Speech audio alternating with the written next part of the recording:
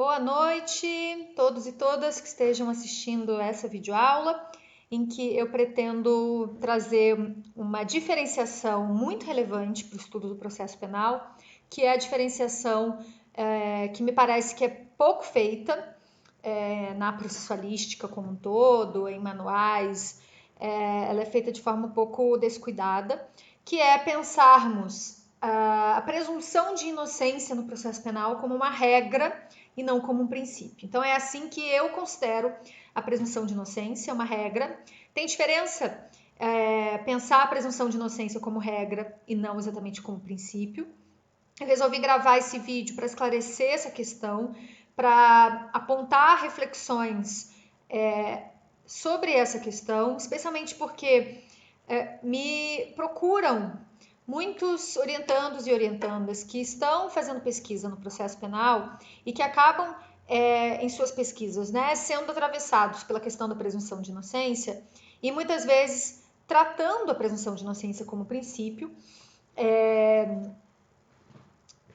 E, enfim, eu acho que fazer uma videoaula, gravar um vídeo, explicando um pouco de por que nós devemos considerar a presunção de inocência como regra, imaginei que fosse produtivo fazer isso, que aí então eu já tiro várias dúvidas de uma vez só. Vamos lá então, gente. Isso faz parte das minhas aulas de processo penal, mas eu acho que merece um vídeo exclusivo para tratar essa questão.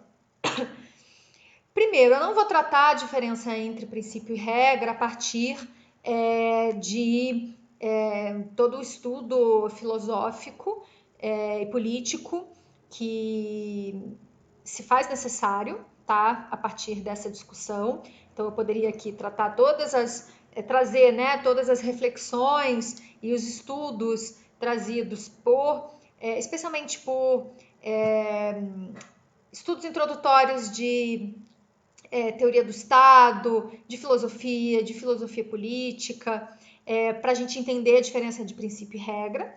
Mas eu vou trazer aqui uma questão, essa questão até de uma forma um pouco mais conectada ao nosso tema, que é a questão criminal. E me parece talvez até um pouco mais simples, que é o seguinte. Dentro da grande área das ciências criminais, vocês já sabem que nós temos o direito penal, o processo penal, a execução penal como ciências criminais normativas, tá? Quando vocês estudam direito penal, normalmente lá no terceiro período, ou segundo, a depender da sua universidade, do curso de direito, vocês aprendem os princípios fundamentais de direito penal. Então, vocês vão aprender princípio da legalidade, princípio da lesividade, princípio da culpabilidade, princípios de direito penal fundamentais que fundam o edifício direito penal. Para a gente pensar o direito penal como uma disciplina que surge, que é fundada com os princípios liberais permeados pela Revolução Francesa, pela Revolução Burguesa, que passam a pensar a forma de punição, a forma de castigo do Estado, tá? Não mais através de penas corporais, penas físicas e degradantes, mas através de uma pena de privação de liberdade. Mas essa pena de privação de liberdade imposta pelo Estado deveria encontrar limites. Quais são esses limites? Princípios liberais de direito penal. Esse é o mito de fundação, Essa é a história da fundação do direito penal. Então, vocês aprendem quais são os princípios fundamentais de direito penal, como os que eu já citei: lesividade, legalidade, culpabilidade, intervenção mínima e etc. Vocês conseguem perceber aqui exatamente o que é princípio? Princípio é uma estrutura que funda algo, é uma estrutura estruturante. Você não consegue fazer a leitura do edifício direito penal sem essa base, sem essa estrutura, tá? Então, nesse sentido, é claro que a gente aprende as nuances específicas e práticas do princípio da legalidade, no sentido de que o princípio da legalidade não é apenas nullum crimen nulla pena sine lege, não é apenas não haver crime, não haver uma pena sem uma lei. Essa lei tem que ter 4 características. Essa lei tem que ser prévia ao crime, tem que ser certa, tem que ser escrita e tem que ser estrita.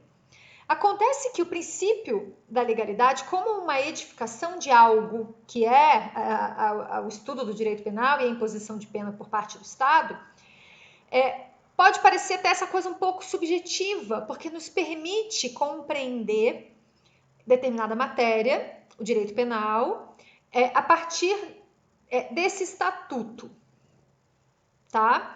Ou seja, é uma estrutura estruturante de cunho político, que vai impor limitações ao poder punitivo estatal, mas que, em certo sentido, são estruturas estruturantes. Então, compreender os princípios do direito penal é compreender quais são as estruturas estruturantes do direito penal, qual é a chave de leitura para o direito penal. Tá? A princípio é uma chave de leitura, é uma estrutura que funda. Muito bem. Passando para o processo penal. Quando a gente pensa o processo penal, e o que é o processo penal? O processo penal é forma, o processo penal é a forma com que o Estado acusa pessoas e julga pessoas. Tá? Então, na prática, como que o Estado vai fazer essa atividade de acusar e julgar pessoas? Na prática, como que um juiz criminal vai decidir sobre fatos? A maneira com que um juiz criminal decide sobre fatos alegados pela acusação, isso é o processo penal, que deve seguir estritamente, radicalmente, absolutamente as regras do jogo democrático. Então, quando a gente pensa em processo penal, veja a diferença de processo penal e direito penal. No direito penal, vocês vão estudar os crimes, vocês vão estudar as penas, você precisa saber exatamente o que é um crime, que é um fato típico, jurídico, culpável. Não tem como você ser um juiz e dar uma boa decisão, uma decisão justa, sem saber o que é um fato típico, jurídico, culpável, sem saber fazer dosimetria da pena. Mas o processo penal é a forma com que o juiz vai decidir. Então, quando a gente pensa processo penal, e nós pensamos os princípios do processo penal, o processo penal só tem um princípio, ou dois, a depender de qual processo penal você está lidando. Tá? Tem um princípio, que é um princípio fundante, estruturante do processo penal. E aí vai depender se você está lidando com um processo penal acusatório ou adversarial. E esse tema dos processos, dos sistemas processuais, tem vários vídeos aqui nesse canal explicando isso. Então, vai depender se o processo penal é acusatório, adversarial ou inquisitório. Se o processo penal é acusatório, adversarial, que é o que nós pretendemos, né, é o que deve se desejar, é para onde se deve caminhar em uma democracia, ele tem um princípio fundante, que é o princípio dispositivo. Segundo o princípio dispositivo, o juiz não produz provas. O juiz não produz provas porque se ele está aqui em cima como um juiz imparcial, ele não pode descer e se aproximar de parte nenhuma. Quando o juiz produz provas, inconscientemente ele se aproxima de uma das partes, normalmente a acusação. Então, o princípio dispositivo é o que funda o processo penal. Todos os atos, procedimentos realizados por esse processo penal devem estar fundados, estruturados nesse princípio.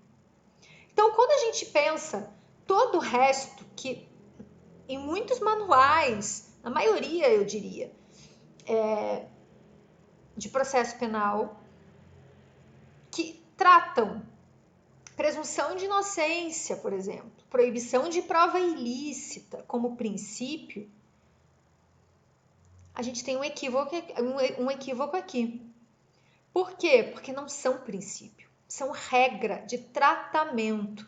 Então, veja a diferença de princípio e regra. Quando eu defino e me dirijo à presunção de inocência como regra, eu considero presunção de inocência uma regra de tratamento ao acusado, ao réu, ao imputado.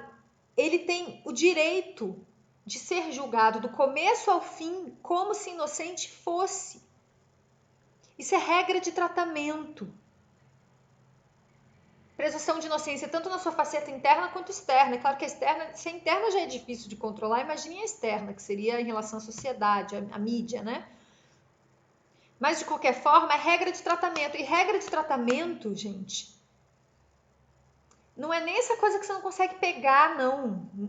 Que você não consegue entender. Regra de tratamento, ou ela existe ou não existe.